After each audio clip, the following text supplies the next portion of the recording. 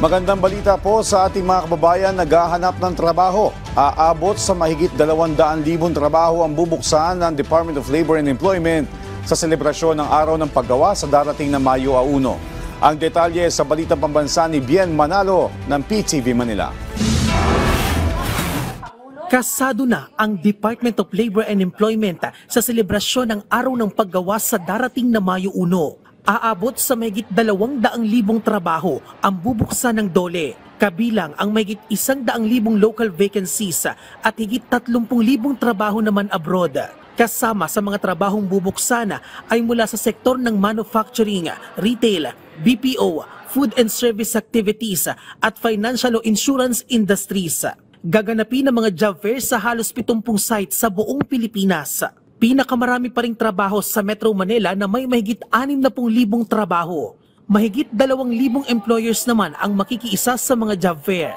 Gusto namin mahigitan din yung number ng mga vacancies nung nakaraang taon. No? At yung nga, nadadagdagan na siguro 3 araw pa bago mag-Labor Day, mas dadami pa po yung available na vacancies. Hinihikayat naman ng ahensya ang mga first-time job seeker na kumuha ng barangay certification na sila ay first-time job seeker para sa mga libreng serbisyo ng ahensya para sa kanila.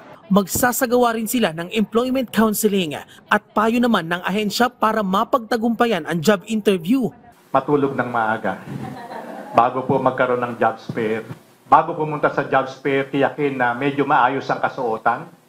Yung pong pagka ikaw ay tinignan, medyo makumbinsi mo kagad yung representante ng employer. Dapat wag tayong nervyusin at kabahan. Kasi kung naniniwala po tayo na tayo ay may katangian o kakayahan na makakuha ng trabaho, dapat ready tayo. Pinapayuhan ang mga job seeker na bisitahin ang official website at social media page ng Peso at DOLE Regional and Field Offices sa kanilang lugar. Pinapalalahanan din sila na magbaon ng tubig at magsuot ng komportabling damit para maiwasan ang heat stress ngayong matindi ang init ng panahon. Mula sa PTV Manila, Bien Manalo, Balitang Pambansa.